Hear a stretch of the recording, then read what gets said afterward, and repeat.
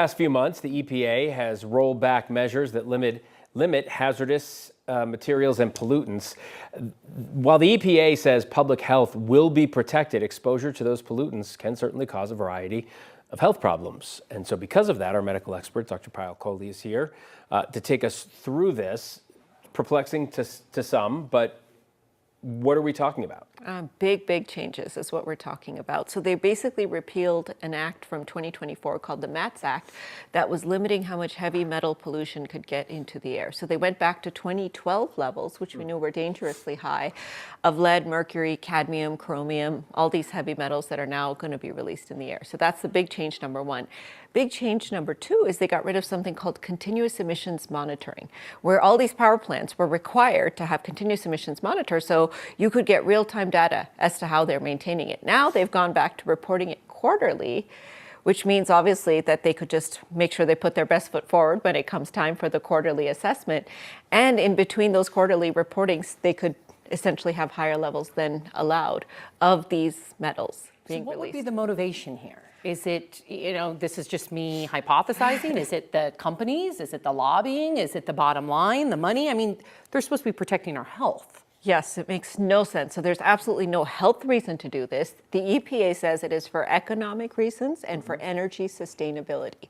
So they think we've been too harsh on the power plants. They said overall the emissions have gone down, and they've gone down because we put in stricter limits, right? But let's peel back on this because we need this energy and it's going to sustain our economy. Now, what they're missing, the part of it that they're missing that completely is baffling to me, is that think about all the healthcare costs you're driving up by having all these extra heavy metal toxins released into the air with a lot of this deregulation. You'll talk about the EPA regulations. For whatever reason, they're rolling them back, and people will automatically make this a political issue. Yeah. But as a doctor, what are the concerns about metal air pollution specifically? Well, a number of doctors wrote an editorial in the Journal of the American Medical Association, but we're talking all kinds of health concerns. So we know that when air pollution goes down, we get fewer heart attacks, hospitalizations, asthma exacerbations, COPDs, and even less premature death. Now, when it goes up, the opposite happens. So we expect to see a surge in all of those signals. We know that lead is directly involved in neurodevelopmental delay for our kids. We also know that these kind of heavy metals, not only do they travel a long distance, they actually get into the water, they get into the soil, they can even get into our food because they can affect fish, for example, if they get into the water. And we don't have great ways to assay them. So when we go and buy fish from the supermarket, we don't know how much heavy metal toxicity it might have been exposed to, same for the water and the soil. And we know it's linked to, like I said, risk of dying, risk of having cancer, and potentially teratogenic for pregnant women that are carrying babies. It could actually affect the way their babies This born. is maddening. I mean, you do everything you can, right? You want to work out, you want to eat well, you're trying to check all your boxes, and then this happens. Who is most going to be affected? This is maddening, Sam. That's a great word. It's driving me crazy because as a cardiologist, one of our biggest barriers has been fighting the air pollution that's already out there. And now you're adding heavy metal toxicity on top of it.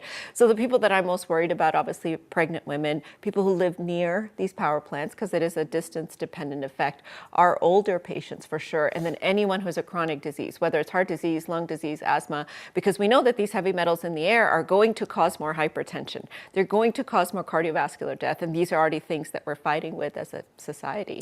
These things tend to change with administrations.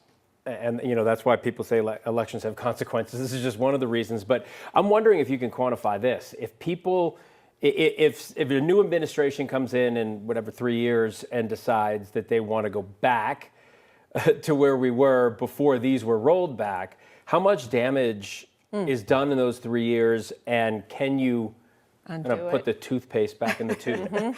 So the problem here is once your cells become cancer, they can't unbecome cancer, right? Once you get heart disease, once you die, once you get hypertension, a lot of those things are not reversible. So the less the exposure, obviously, the better.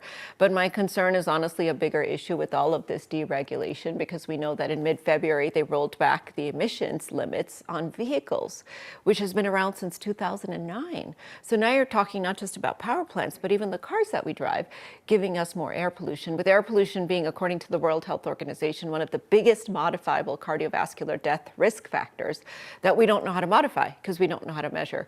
So to your point, Phil, hopefully this won't get worse, and when the administration changes, the rules will change. But for now, I want every single person to take their health into their own hands. Think about the AHI, think about your distance from a power plant, think about those types of things, especially for pregnant or you're older, because that's the best you can do, is just put more distance between yourself and many of these chemicals that we're now going to pollute our Well, I'm air. glad that you've brought it, front of mind, and people can advocate for themselves. So Dr. Coley, we appreciate you as always. Thank you.